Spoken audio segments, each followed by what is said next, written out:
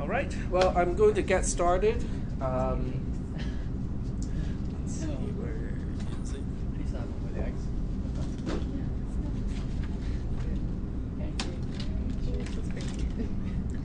So I think this works out okay, so I'm gonna start using it.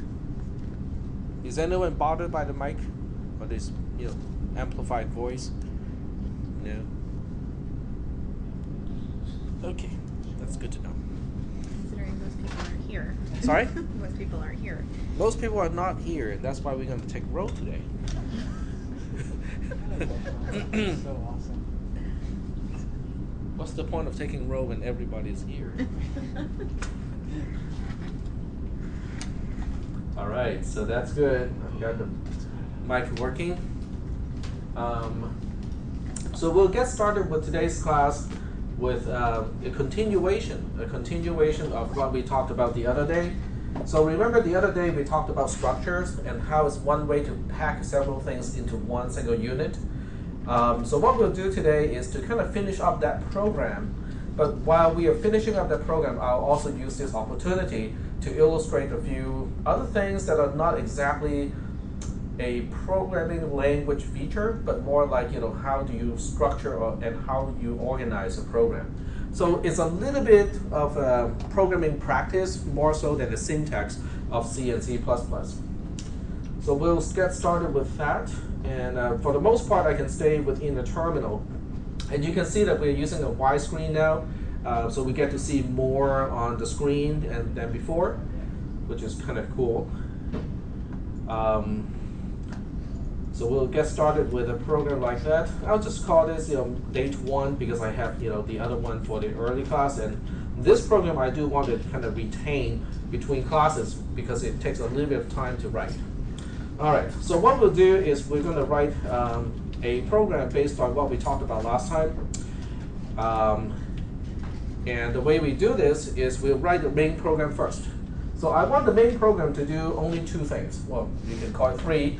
One is to read one date, second is to read another date, and then 3 is to compare the dates to see whether the first date is after the second date and print a message accordingly. Okay, so that's all I want this program to do. So as far as this program is concerned, let's go ahead and write the main program first.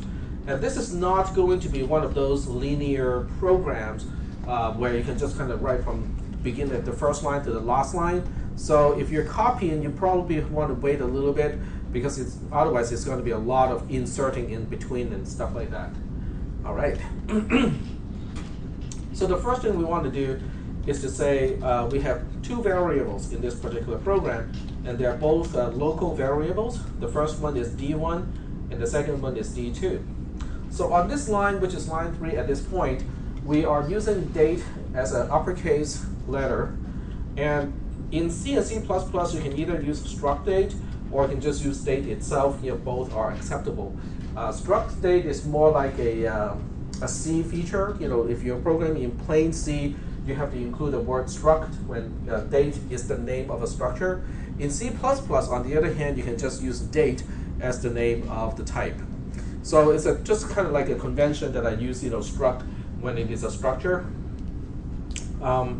In this case, the first part, which is this part here, is the type. Okay, it specifies the type of the 2 variables that we're defining. The first one is D1 as a variable, and the second one is D2 as a variable.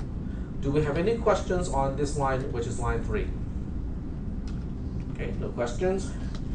And the first thing we want to do is to read a date into D1. So by using D1 without the ampersand, you can probably already know that your read date is using passing by reference, because otherwise it won't be storing anything into D1. The only way a subroutine can store something into a variable when that variable is passed as a parameter is to use the mechanism called passed by reference, okay, as opposed to passed by value. We'll continue the program reading the second date into D2. And then we'll compare the 2 dates. So assuming there is a subroutine already defined called is date after, then we can just pass the 2 parameters. D1 to the first parameter, D2 to the second parameter. So that specifies two dates, D1 and D2, and we want to determine whether D1 is after D2 or not. If that is the case, we'll print a message. Okay, we won't do anything too fancy.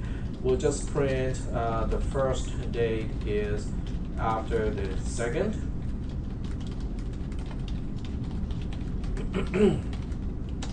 And for the else case, we'll just do something that is opposite to that. We'll say the first date is not after the second date. And we need a return statement after that. All right, so here's the framework of the entire program. Now, obviously, at this point, the program is not going to compile, okay, for a few reasons.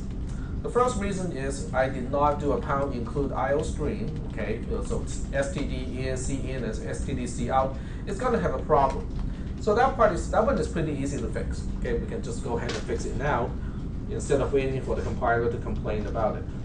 Okay, so pound include IO stream, okay, that will fix that problem.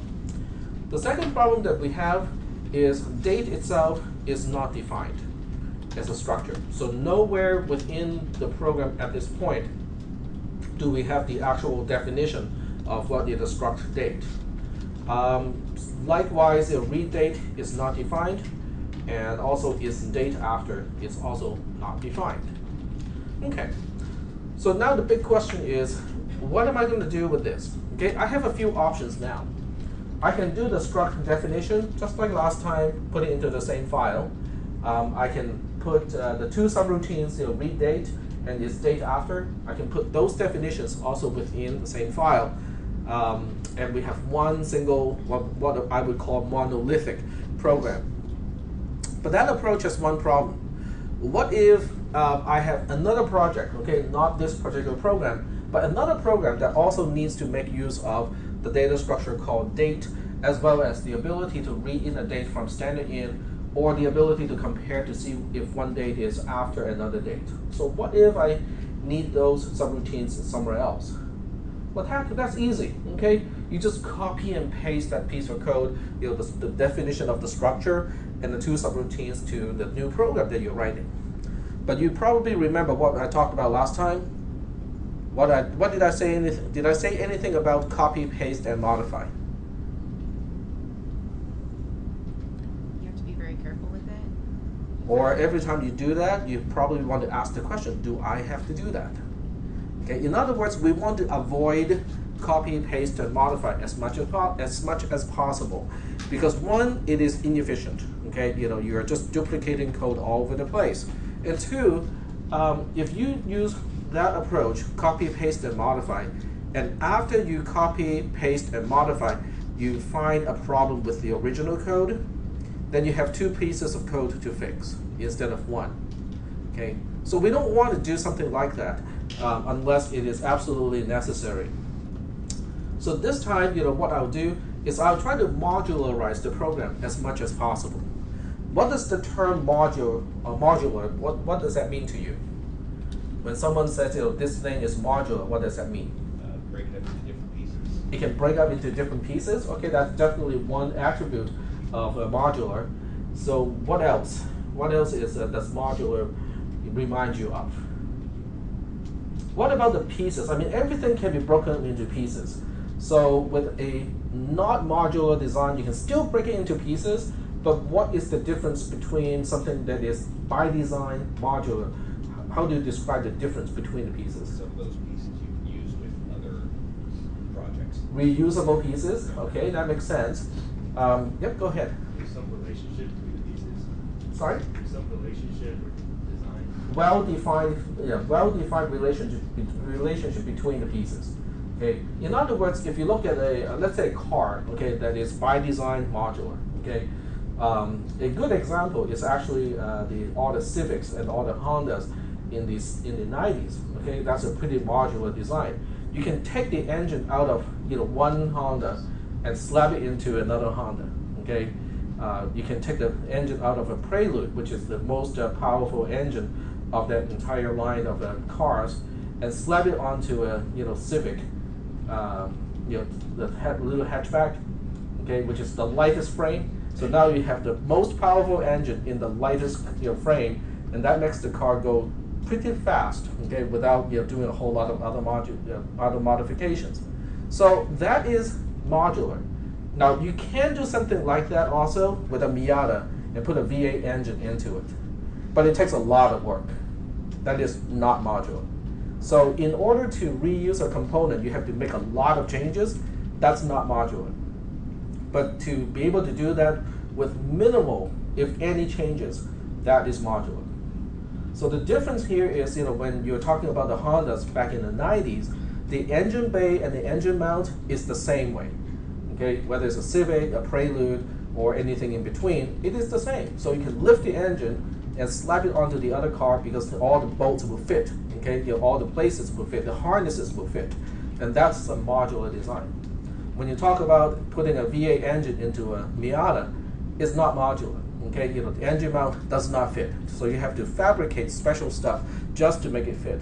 The harness does not fit. Okay, the ECU module does not fit. You have to do a whole bunch of work to make it work. Okay, it's the same way with programming. When you write some subroutine or logic, like reading a date or comparing a date, you probably think, hey, maybe we want to reuse that at some point because those are fairly common things that people want to do. So you want to make it modular. So making it modular means, one, other projects can reuse it, and two, in order to reuse it, you don't want to have to induce a lot of extra work. Okay, that's the other thing.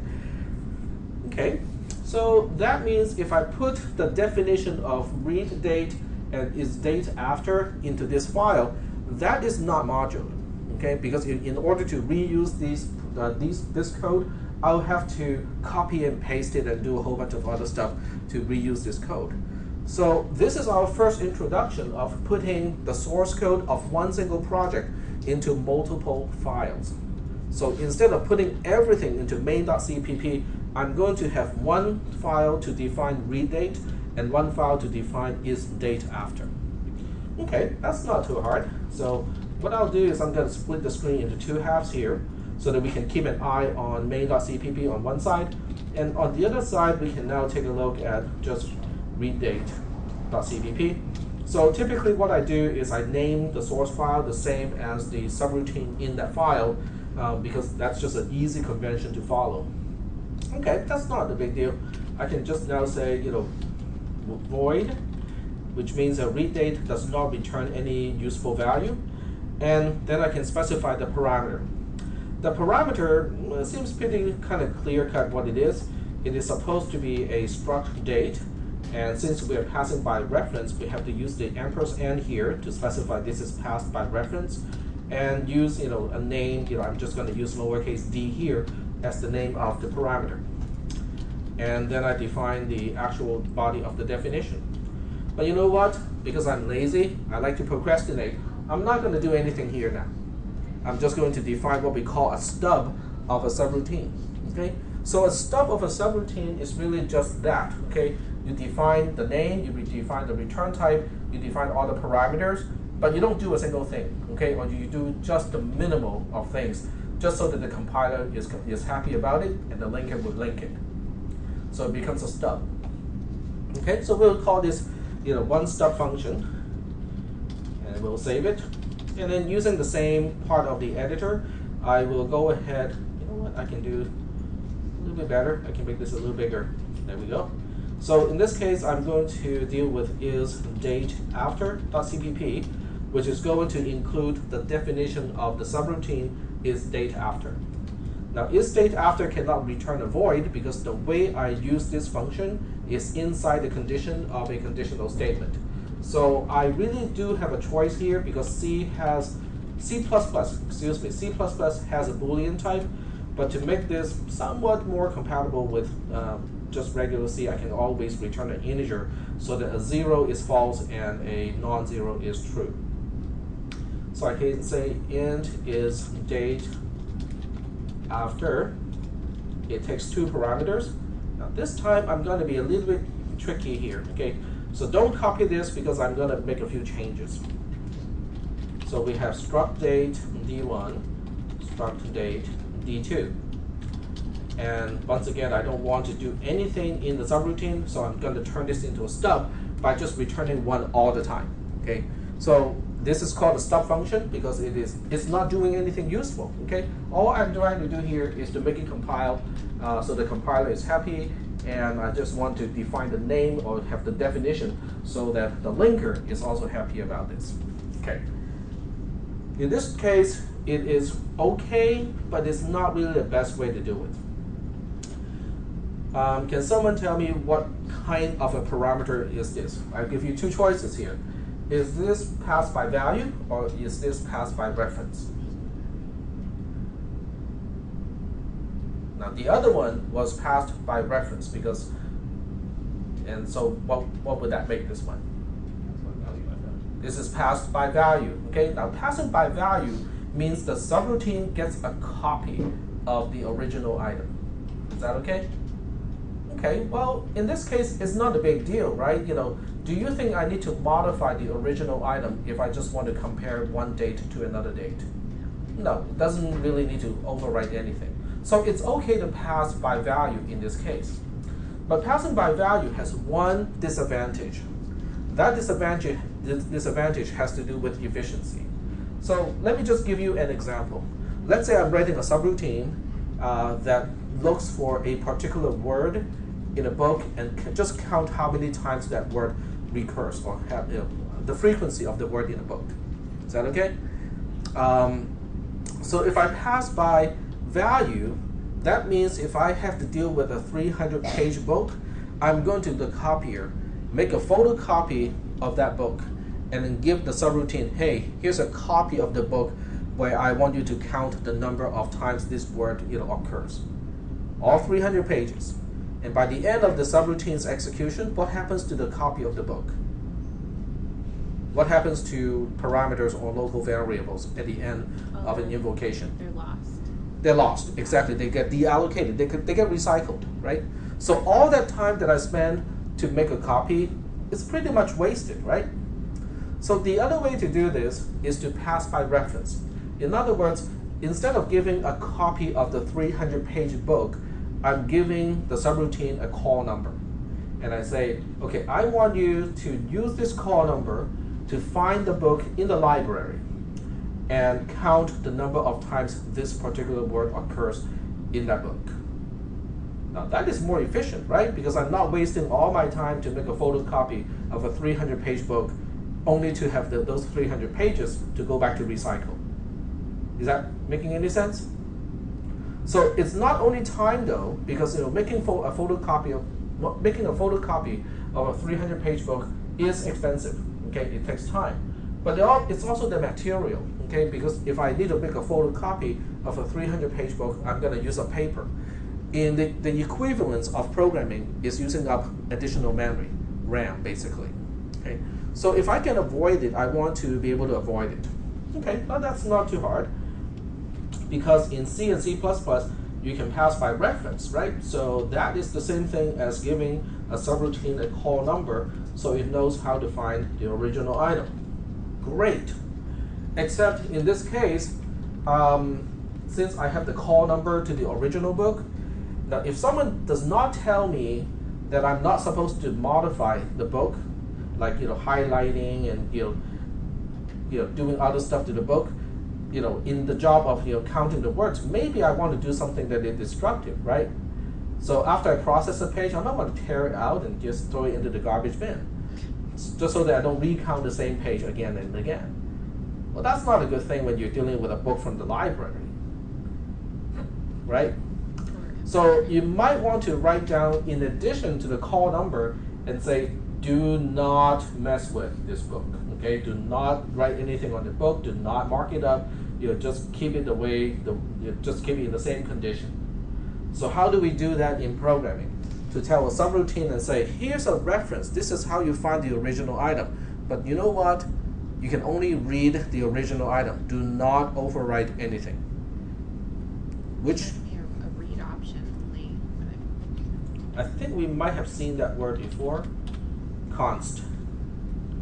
So what you can do is to specify const and say, okay, I'm giving you the reference. I'm giving you a reference to the original item. But guess what? Don't modify it. So now you're gaining, the performance or the efficiency of passing by reference, but you're also protecting yourself from accidental changes to an item when you have the a reference of. Is that making any sense? So it is important to combine these two in a way to get both efficiency and also to get the protection so that you're not accidentally changing anything. Okay, so now we have two step functions and the main function here. I'm going to use up another terminal.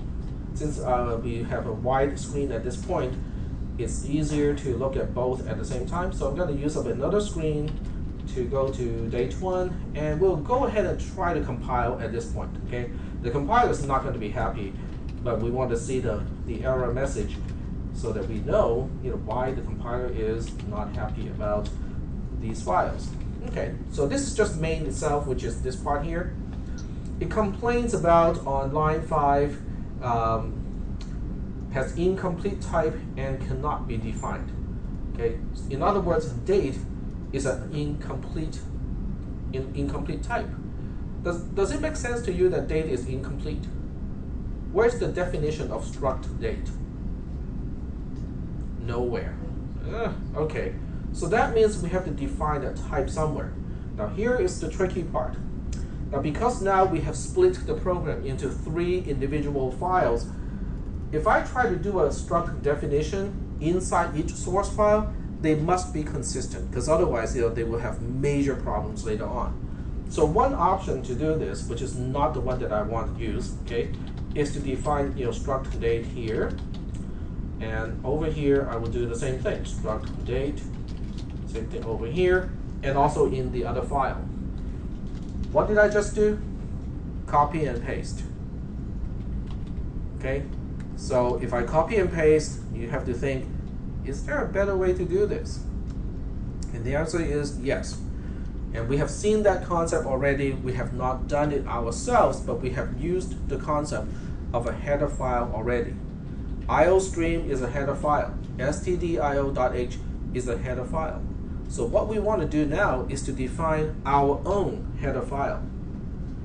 Okay, a header file is just a text file. Pound include whatever the name of the header file is simply saying take whatever that text file has and put it here as if it is a part of the original file. That's all it's saying. So what we can do is to say, okay, let's not redefine date a few times. Okay, let's get rid of these guys and not redefine it a few times.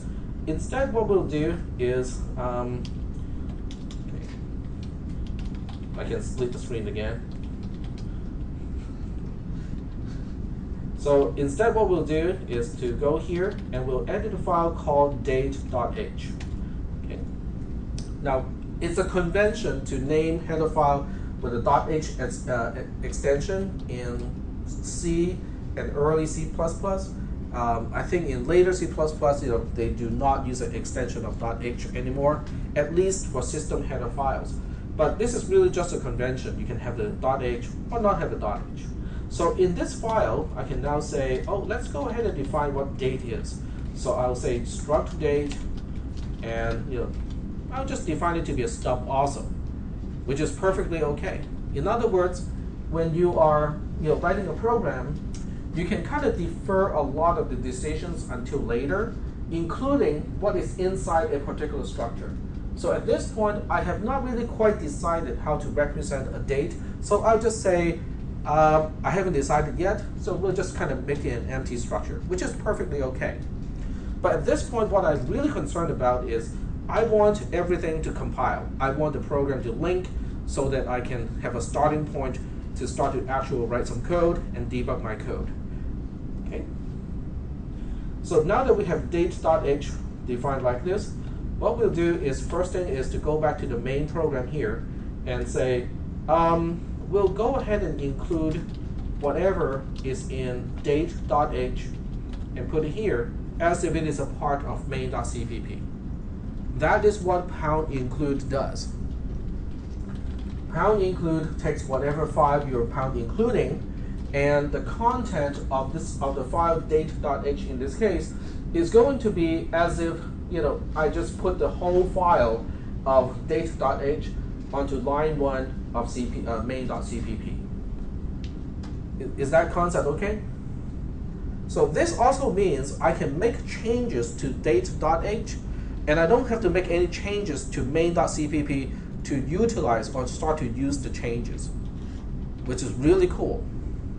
But what makes this even better, or even cooler, is I can do the same thing in the other two source files. So I can do the same thing here in isDateAfter, and I'll just say include date.h. And you might notice there's one difference between the system file and a user-defined header file. Is in the system file we use the angle brackets to surround the file name that we are including, and when it is a file that you define in the folder, in the same folder as the .cpp file, you use double quotes to surround the file name itself. So that part is not a convention. This is actually the behavior of the C preprocessor, which is responsible to deal with all the pound stuff. Okay, and we have one file, one more file to deal with here. So we have the other file is read date.cpp. So we're going to do the same thing here. Pound include, and then the name of the header file, which is date.h, and then save the file. So now, if I make any change to date.h, if I recompile all three source files, they will all incorporate the changes that I have made to date.h. Is that okay? Yep, go ahead. How would we create a header file in code blocks? In code blocks, I think you have to go back to the project view and then right click on the project name and specify that you're adding a include file. Or you can probably just say add a new file, and then whenever you pound include, then that's how you use that file. I'm not 100% sure. No? In the name, you should include .h for creating a file. Well, I can always give it a try here because I do have it installed.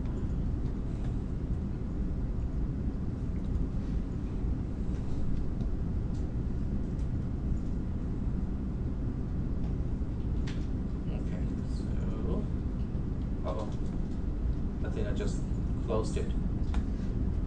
It's okay. The second time it starts a lot faster. All right, don't annoy me again.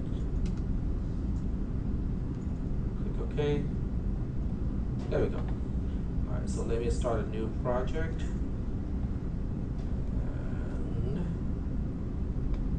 And too many choices. We want a command line console application, that's it. C++, project name, let's call it test header.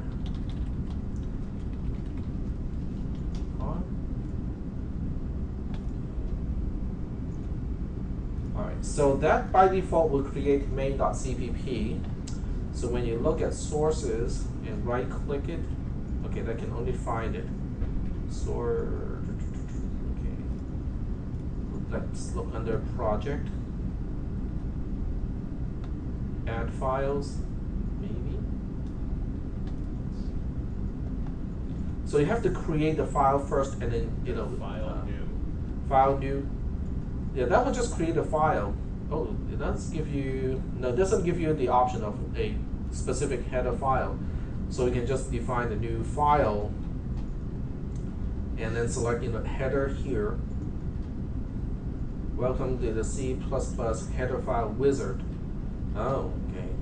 So it gives you all kinds of wizardy kind of thing. File with full path. Since it's in the same folder, you don't have to specify the full path. Guard word. I'll talk about what a guard word is later. At this point, we'll just say nothing, and then click finish. I have to select the file name. So if you don't specify anything else in just the file name, like header.h, that becomes the default header file. This is something that I'll explain this one later. Okay, it's for now it's just by default you're already put in by write this by itself. Select the file name with full path for your file.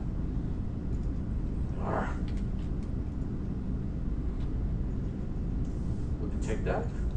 Yep. The dot slash means the current in the same folder as everything else, and it gives you the content of this file. Okay. I'm not going to explain why it puts in those 3 lines automatically for you. At this point, but now we have you have the sources, and you have a second category of files called the header files. But it's a lot more trouble than it's worth, if you ask me. Some people like it, but to me, using a command line is actually a little bit faster. But that's just me. Okay, there we go. We can hide the other 2. Okay. So is that okay? Yeah. All right. Okay, so now we have the header file created.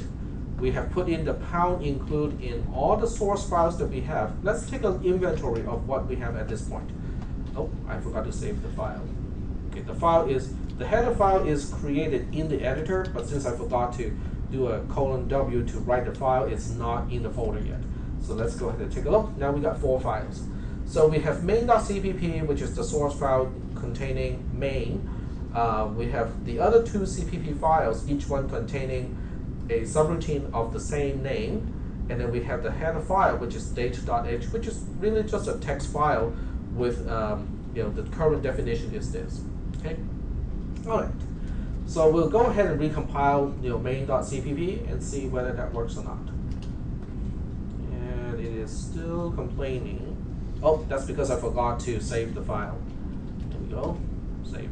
If you see a plus sign here, that means I've made some changes and forgot to save it. Okay. And it's still complaining, but that's a different error. Okay. This time it is still complaining, but when you read the error message, it's no longer complaining about date is not defined.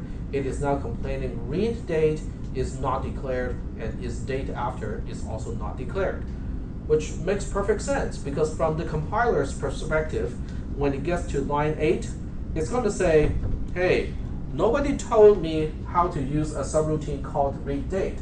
So how can I double check and make sure that the parameter that I'm passing to read date is actually correct? Yep. You look it up in the library? It's not in the library. This is not a library function. And even if it is in the library is in object code already. It doesn't tell me what is the expected type of the parameter. So neither case, there's nobody is telling the compiler what the parameter, or is there supposed to be any parameter. Nobody says anything. So the compiler complains about it because there's no way it can check whether I am actually using read date correctly. Same thing applies to is date after. Is it really supposed to take 2 parameters? We don't know.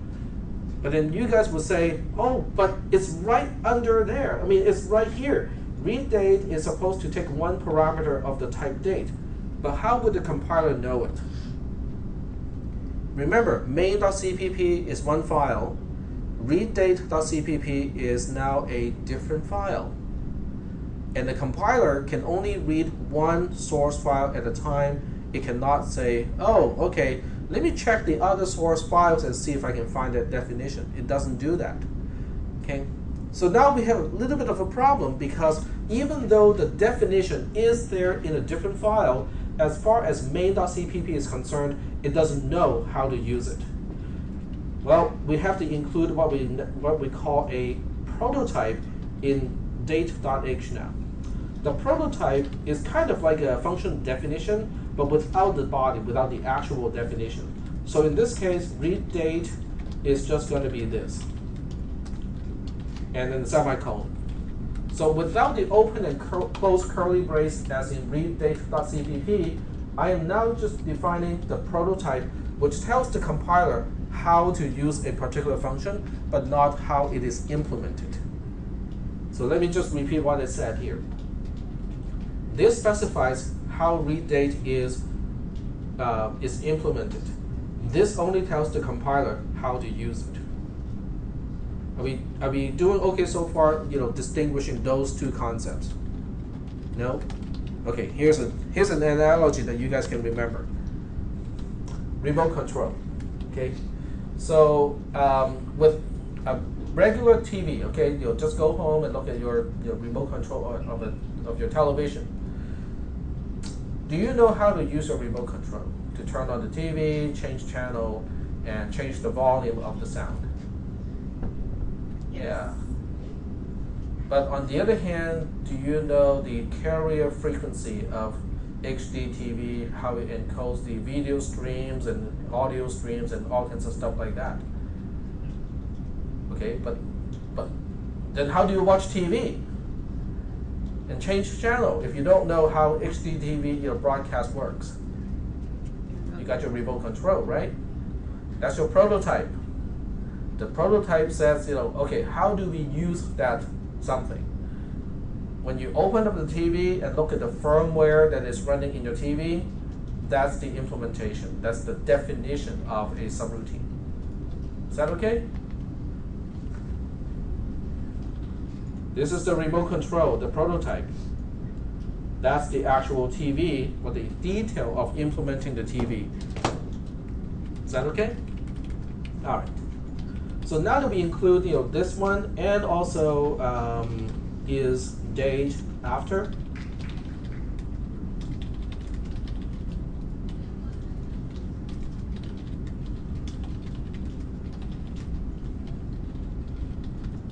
Let's go ahead and save the date file and recompile the program, see if it works. Okay. So we recompile main. Hey, everything works. Now this is just recompiling main itself. We're not linking main.o, the object file, to any executable. And we'll do the same thing with the other two CPP files. The next one is read date, and the last one is date after. Okay, is date after. And they all compile. So when you look at the inventory of the files at this point, in addition to the 4 text files that we have at this point, which is the header file itself, the 3 CPP files, we also now have 3 .o or object files. So we now have isDateAfter.o, the object file, main.o, the object file, and then readDate.o, the object file. We do not have an executable just yet. Okay. So this is also a good time to talk about what is compiling. Compiling is translation. Okay. All a compiler is going to do is to look at the source code and translate source code, which to us is meaningful, to object code, which is meaningful to the processor. But it's compiling or translating one chapter at a time. So you can look at each CPP file as one chapter of your program. Now, the problem with the compiling process is sometimes you have cross-references. In other words, sometimes in one chapter of your book, you say, oh, refer to the page number of section 5.6 of chapter 2. Okay? And occasionally, you refer to the 3rd chapter of the book. Okay? You say, refer to the page number of section 5.9 of chapter 3 of the same book. But chapter 2 is not here. This is the source code of chapter 1. Chapter 2 is here, and chapter 3 is the other file. Chapter 3 is basically isDateAfter. Okay? So with each chapter, as a translator, you don't really care, where's the page number of something, right? Your job is to translate word by word, sentence by sentence, paragraph by paragraph, from source code to object file. And every time you encounter a reference to another chapter, you just put a little stop there and say, oh, this needs to be resolved, but later. Okay, as a translator, I don't need to deal with this. Okay, whoever is going to put everything together is going to have to deal with that. Is that part okay? So that explains why we have these files here. Okay, isDateAfter.o is simply a translated version of the same thing with .cpp as an extension. So we have main.o being the translated version of main.cpp, and readDate.o being the translated version of readDate.cpp. But when it's time to combine the 3 chapters into a single book, okay, which is this command here. The -O option specifies what is the name of the book, okay, after you combine all the chapters. So that the name of the book is main in this case. You can name it anything you want, but I just use main.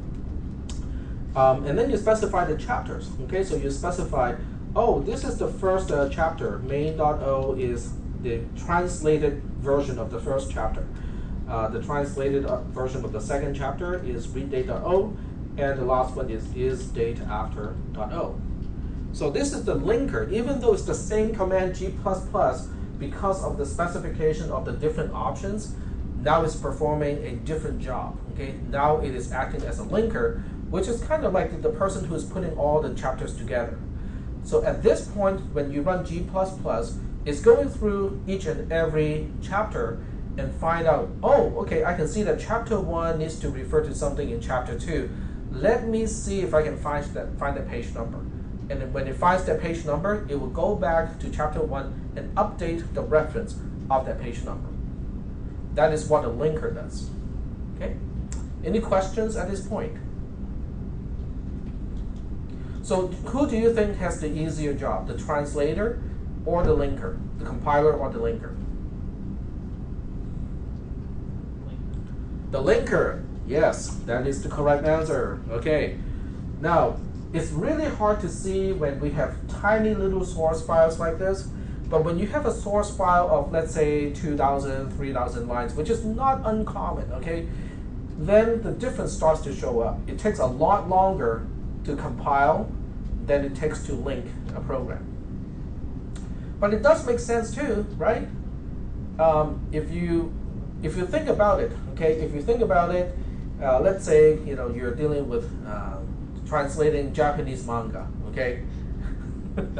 Okay, so you're translating Japanese manga. What takes more time and more talent? The person who is doing all the actual translation from Japanese to English, or the person who is doing all the cross-referencing, already in the form of a stub done by the translator. Translating is a lot more work, right? Because the syntax or the grammar is completely different. You have to find out the right usage of the words and so on and so forth. The person who's doing the resolving of the references just has to look for a particular stub, right? A particular symbol that says, okay, this needs to be replaced by the page number of that thing, in the second chapter, okay? And that part does not require any type of translating. Translating is just scanning. Oh, okay, this needs to be resolved. This needs to be resolved. Look up the other chapter. Oh, okay, it's right here. Copy the number over here, and you're all done. Okay. But this is important because when you're dealing with homework assignments, even when you're going to a 4-year university, at the most you'll be dealing with a program up to maybe 1,000 lines or so. Okay, 1 or 2 at the most, which is nothing compared to what you have to deal with in industry. So when you're dealing with the Linux source code, let me just kind of look it up and find out for sure. What is the source code size of Linux? All right. 15 million lines of code in 2011, okay? That's a lot of code, okay? If you make one change to one particular file, do you want to recompile everything because it's going to take a long time? Okay, I think it takes in the order of 1 to 2 hours to recompile the entire Linux kernel. So if you're only going to make a minor change, you want to say, oh, break it up into as many source files as possible, right? Because that means whatever change you're making is going to be local to a smaller file. So recompiling that the source code, the file that you're changing, is going to take less time. The linking part is never really significant. I mean, it can take maybe tens of seconds, okay, to relink all of the object files. Most of the time is spent, guess what? Compiling. So if you only have to recompile 2,000 lines out of, what again? 15 million lines of code, that's a lot of saving. Okay, you have to relink anyway. Okay, even if you recompile every single one, you still have to relink. So the relinking part has to be done anyway, but it's only in the order of tens of seconds as opposed to 2 hours. That is the reason why we separate source files into little chunks, just so that when we need to make changes, we only need to recompile a small chunk instead of a large chunk where your program is monolithic, which means you're lumping everything into the same file. All right. Okay. So that's exciting. This stuff is actually working. So we'll actually go ahead and run the program because now we do have an executable. And of course, you're not expecting the program to do much because, after all, the two subroutines are both stubs at this point. Read date doesn't do a single thing. Is date after also does not do a single thing. It returns 1 all the time. Okay, there's no computation, no comparing whatsoever. Is that okay? Yep, go ahead.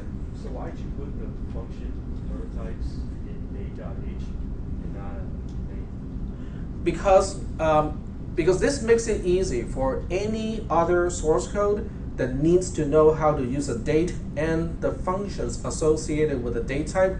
This packages everything into one single header file. Is that making any sense?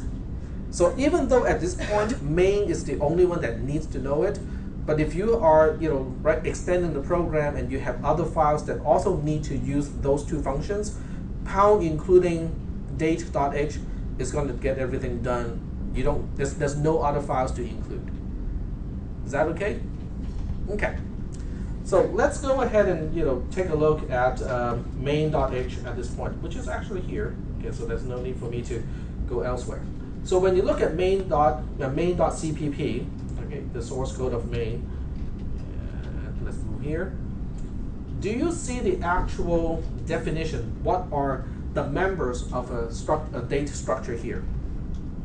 Is there any reference to the implementation of a date, like date dot something? Nothing, right? So that means if I change or add to the definition of date as a structure, do you think that will impact any code in main.cpp? In other words, okay, let me give you a concrete example here. So let's just say that at this point, for whatever reason, I think it's a cool idea to represent time as the number of seconds since 1970. Okay, so we say long seconds since 1970. Okay, you don't have to copy this. I'm going to reverse this. Okay. Do you think this change of date.h will impact any code that is currently in main.cpp? Let me rephrase that a little bit. Do you think this change of date.h is going to require me to change any code that is currently in main.cpp? No. What about the compare function thing? Yeah, absolutely, right? Because if this is the actual implementation of a date, that means to compare which date is after which one is easy to do. So we go to is date after.cpp, and then we say, oh, it's easy to compare now because we can just look at d1.seconds since 1970 and see if that is actually greater than d2.seconds since 1970. Wow, that is easy. I like that. But now we have a little bit of a problem because reading gets a little bit harder. So now I go to read date.cpp, and then I start to scratch my head. It's like, wow, if I need to read a date, from standard in using the normal way that humans, humans represent a date, I have to now convert it into the number of seconds since 1970. Not that it cannot be done, but it's definitely not something that's easy to do. Is that making any sense? So halfway, throughout this implementation, I backpedal and say, okay, I'm just going to give up this representation here. I'm going to use the normal year, month, day method to represent the date. Now, within all this commotion, did I make any change to main? Not a single line. Okay, this is called abstract data type programming. Okay, the term is called abstract data type, which is by itself kind of abstract. But what it means is whenever you implement or whenever you have a structure, you separate the program into two parts. One part needs to know what is inside the structure, and one part does not need to know what is inside that particular structure. Is that okay? So in this case, we have two source code files that are sensitive to the definition of a date representation. So the two source files that are sensitive is readdate.cpp and is dateafter.cpp. Whenever I change the representation or the implementation of date, these two files will get impacted, okay, because they ultimately have to deal with the actual representation. The one file, the other part that should be insensitive to how we represent the date is main.cpp. Is that making any sense so far? Then you will say, oh, but the part that is sensitive to date is actually is more than the part that is insensitive to date. But that's only because this is an example. In real life, when you're defining your type and you compare the code that needs to know how the type is actually defined and the part where it should not matter, the ratio is going to be like point something of a percent to 99 point something percent. In other words, in most cases in a commercial program, only when you implement a particular structure, only about point something percent of all the code needs to be aware of the members of a structure. The other 99 point something percent should not care at all. Okay? Well, the nice thing about this particular way of organizing your program is if you need to make any changes to a structure, guess what? Only point something percent of all the 15 million lines of code will be impacted. The rest can stay the way they are. Is that okay so far?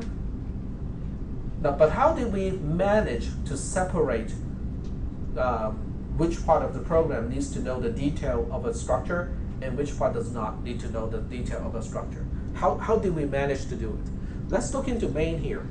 Okay? So when you look at main as a subroutine, as a file, okay, what do you notice here that makes it insensitive to the representation of a date? Do you see the dot notation anywhere saying D1 dot something or D2 dot something? None whatsoever. That's how it's done. Okay?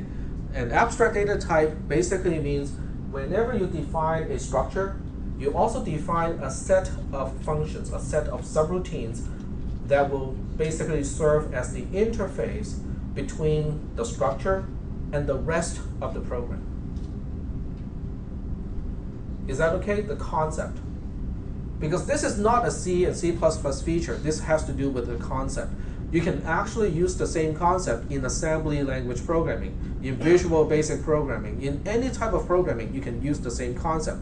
It is the separation of implementation from the interface, how something is used as opposed to how it is actually, how to use something as opposed to how it works. So as one analogy, I just want to go back to the remote control concept. Okay, how many televisions have you owned in the past 10 years? Let's make it 20. 20 will work too.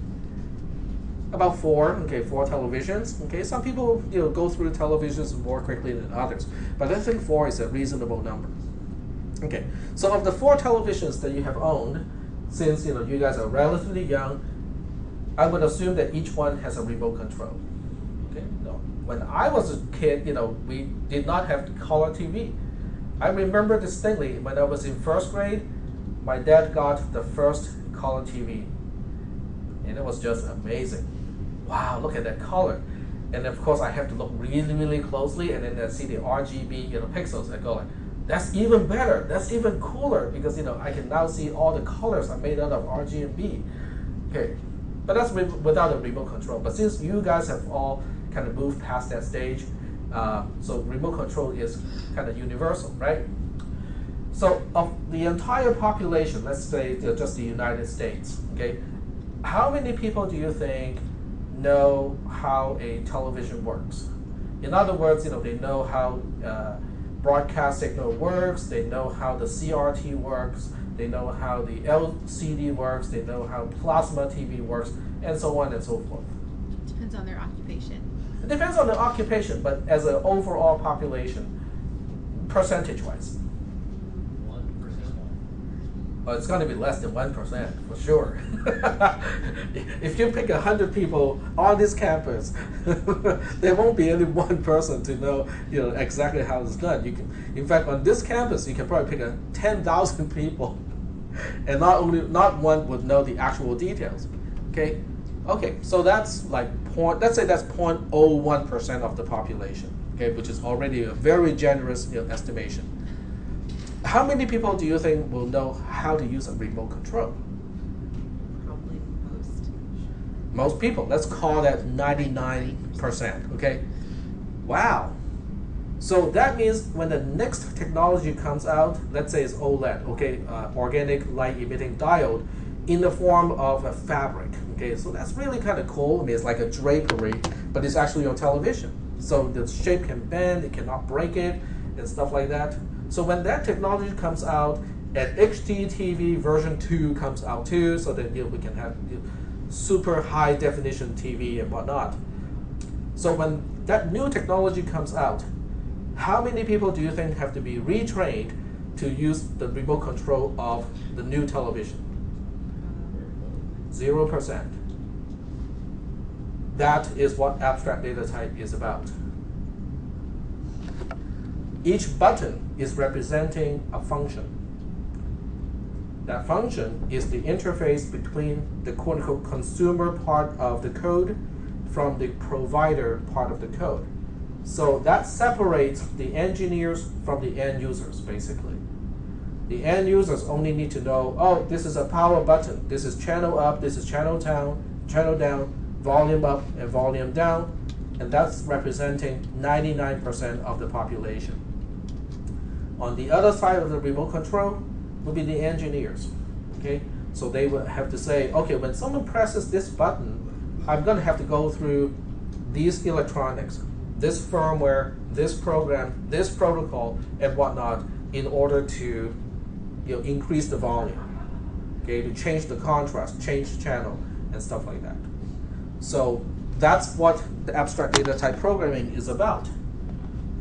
From that perspective, main is an end user, it's a consumer. Okay, main is just a person who needs to know how to use a remote control. Click, read date. Click, read date. Click is date after.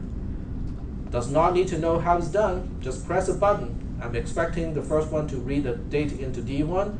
Click, I'm expecting it will read the date into D2. Click, I need to know which one is after which one. Is the first date after the second date? But I don't really need to know what's inside the television. The circuitry, how it's done, the broadcast signal standard and whatnot, don't need to know. This is the engineer's perspective. When someone clicks this button, I need to get all this stuff done to read the date into the variable D, or the variable referred to by parameter D. That would be the correct way to say it. Is that part okay? Okay. It doesn't sound significant at all. Okay. And remember, this is not a C++ feature. This has to do with how you organize a program much more than the programming language itself. I can do the same thing in assembly language programming because it's just a way to organize a program. That makes it more important because regardless of your programming language, you can do the same thing in Python, you can do the same thing in PHP, Perl, Visual Basic, Java. Okay, it doesn't matter what programming language you guys have to learn after you graduate because there will be something new, but the concept does not change. This is also the predecessor concept of object-oriented programming. Okay, so object-oriented programming certainly has an element to cover this part of programming practice. Okay, So now that we are changing the implementation of date, let's go ahead and change the header file first. Okay, so we'll go to the header file and say, this is way too hard. I'm going to go back to the easy way of doing things. So the easy way of doing things is just to remember the year, the month, and also the day of a particular date. Okay, well that makes reading a lot easier. So now I can go back here and change the way I read a date into a parameter. So now I can say stds out, cout, and I can say what is the year of the date. It's just a prompt. Month. Now don't copy it because I need to insert code in between too. So, and in between I have std ecin and read it into d dot year, d dot month, and day. Okay.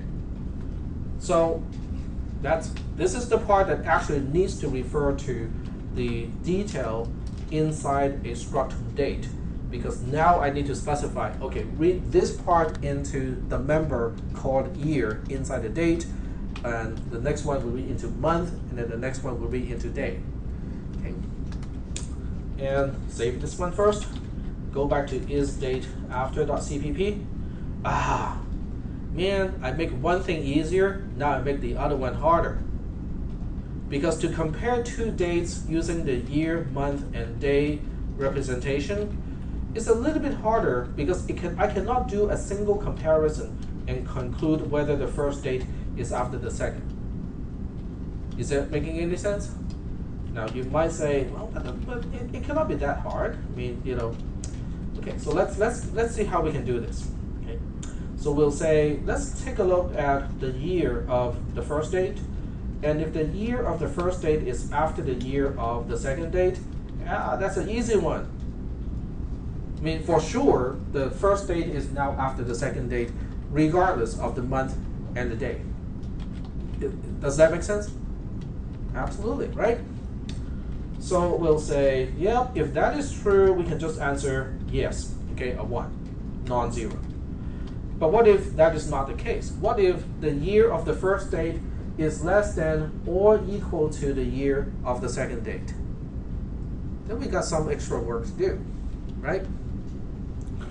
So the extra work that we're doing here, I'm going to use, whenever you see me putting the open paren on one line and putting the closed paren on the other line, it means whatever is in between is complicated. So I need to use this way to represent it. Okay.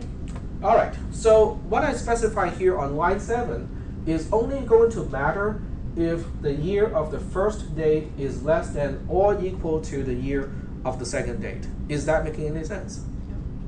Okay. Because this is a ternary operator, and this is the last component of the first level of ternary operator.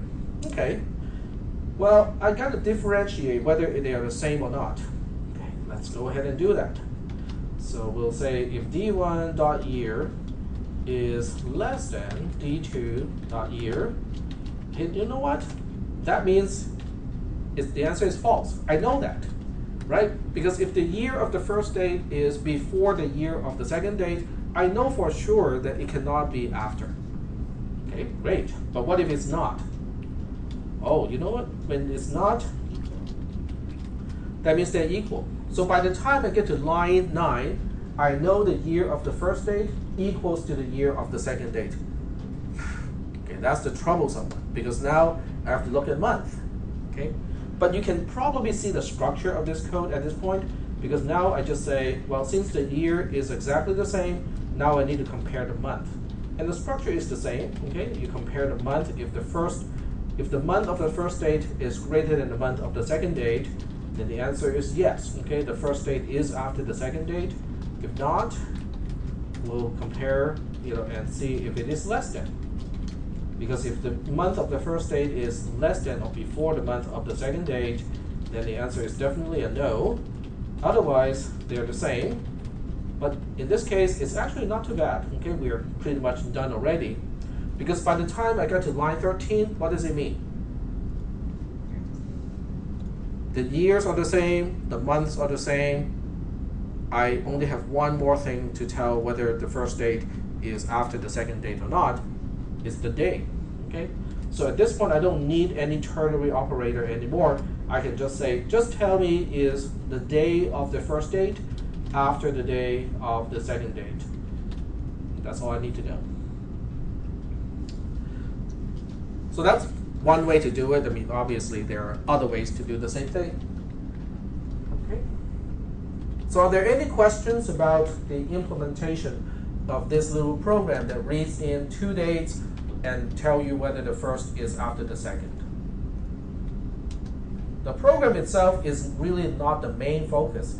It's how we implement this program that is the main focus.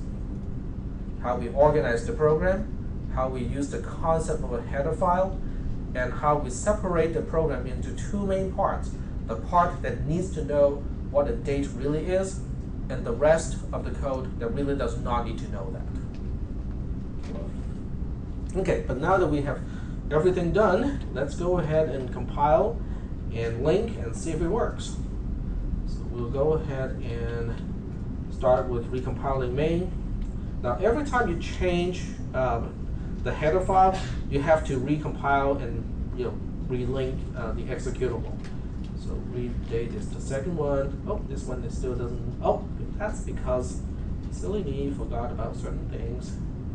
Forgot to close your parentheses. No, it's not that. It's because I forgot to do a pound include IO stream.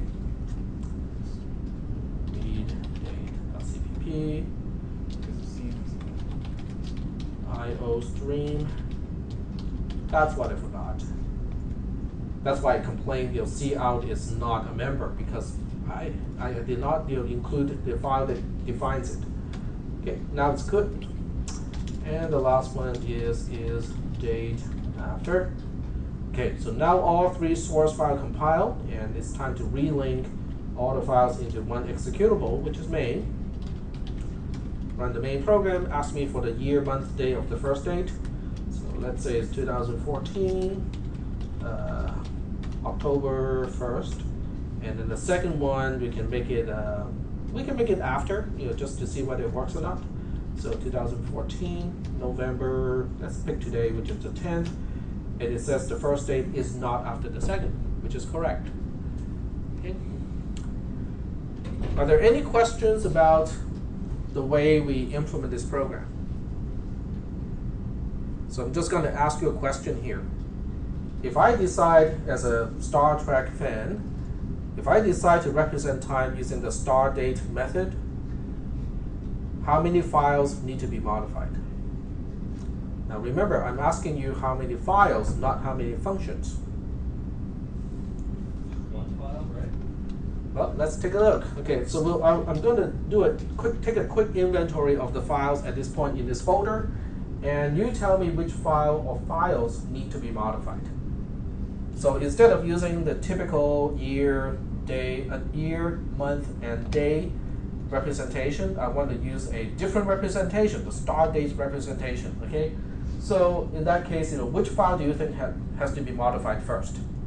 Date.h. Date.h has to be modified first because it contains the structure definition. Okay, so the structure definition definitely has to change. Now, when you change the structure definition, it propagates the changes to which files? That includes date.h. Potentially anything that includes date.h, because main can still remain the same, even though it's including it. But the 2 files or the 2 source files that need to look into what is in a date would be is date after, and also read date.cpp. So those 2 files need to be changed. The one source file that does not need to be changed at all is going to be main.cpp. Is that making any sense? Which does not seem to be a big deal because this particular program is very skewed where the code that needs to know the detail outweighs the code that does not need to know the detail. But remember, in real life, okay, the ratio of code that needs to know the detail, which is date after and read date, is only a fraction of a percent. The code that should not need to know the detail is the 99 point something percent. That is the important part. It's something that is really hard to demonstrate with small programs like this, but when you have worked with huge, big programs, especially ones that are not structured correctly, then you learn very quickly and say, oh, that's not a good way to organize my program, because it causes a lot of problem, a lot of trouble downstream. So are we doing okay so far with all of these concepts? Okay, so today we are not really focusing that much on programming language itself. We are actually focusing more on the organization of programs. Okay, there's one more thing to talk about, because earlier we saw that, except I didn't explain it. I said, I will explain it later. So this is a good time to explain it. This is the header file date.h. Let's get rid of these two files, from the editor for now, because they're not really needed. So I'm going to get rid of these two and focus on just date.h at this point. So remember earlier we got something that looks like this. If not defined, date h, include define date h, included. I think that's the word they use, included. And there's a pound and if at the end here. Okay, and I'm going to put in some empty lines just so that it's easier to identify those lines. So when you look at line 2, when you look at line 1, line 2, and line 14, they are all preceded with the pound symbol. Okay. When you see those lines in a regular C or C++ program, those lines are not intended for the compiler. They are intended for someone who reads the code and processes stuff before the compiler gets a chance. It is called the C preprocessor. Okay, so the pound sign basically says, hey, C preprocessor, pay attention. This line is for you. Okay. By the time it gets to the C program, those pound lines are actually gone. So that's why the C compiler actually doesn't have to deal with that at all. Okay, so what this means is the C preprocessor says, oh, I can see the pound sign here. This line is for me. Let me see what it is. This is if not defined. Okay, the end is not, DEF is defined. So it's saying if not defined. If what is not defined? Well, this is a symbolic name. It's date underscore h underscore included. It's just a symbol. It's called a macro definition. But for the purpose of this class, we can just say, okay, it's a symbol that the C preprocessor has to maintain. Okay, that's all we need to know. So it's basically saying if this name is not defined, then do the following. What is the following? It's everything from line 2 all the way to end if. So it's basically telling the preprocessor and say that if date underscore h underscore included is not defined, go ahead and include all this stuff here. From line 2 to line 13 is now included. And guess what we do on line 2 right away? We define the symbol. So we're basically saying if it is not already defined, define it and process the following. The following means we'll include the definition of the type of the structure as well as the prototype of the two functions that we have at this point for this particular abstract data type. And do you remember the term for these macros? I can roll back the tape, but I kind of remember what it was. I think it's called a guard macro, G-U-A-R-D, guard. And do you know why it's called a guard? It is so that your program will compile even when someone does something like this.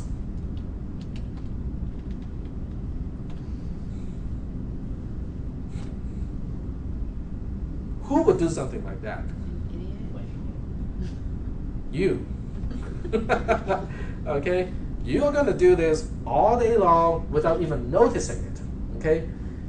Now, the reason why you're going to do this is guess what happens when you say pound include stdio.h on one line, and then the next line you say pound include stdlib standard library.h. Guess what happens?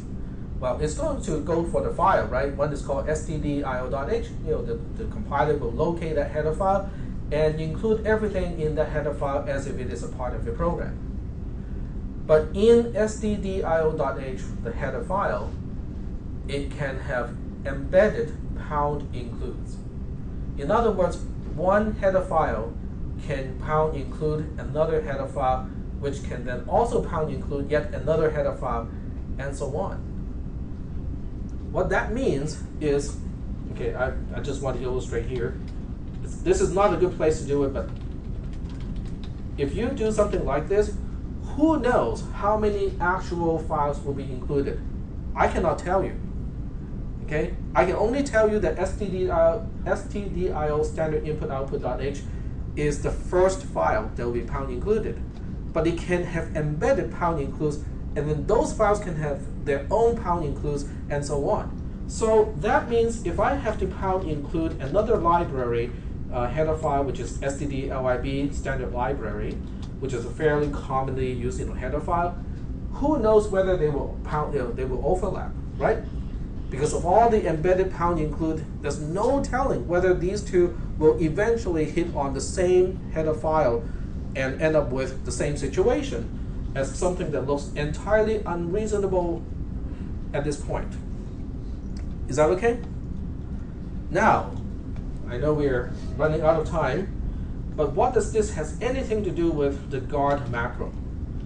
The guard macro is extremely useful in this case because the guard macro means the second time you do a pound include date.h, date underscore h underscore included would have been defined already. So that makes this condition false. If the condition is false, then everything from here all the way up to end if is not going to appear to the compiler. The compiler won't see this anymore. So that way you can pound include the same header file as many times as you want to, whether it is directly or indirectly because of nested pound includes, and it won't cause a problem. Because otherwise you'll be redefining struct date several times, and that is not allowed. Okay. Now we are running out of time, so I can continue this on Wednesday. And on Wednesday, I'll also give you a practice test for the second test, so that next Wednesday we'll have, the actual second test. Thanks for not making that on Monday. Oh, No, seriously. I'm thinking. really? Yeah. Monday's worse. Actually, the most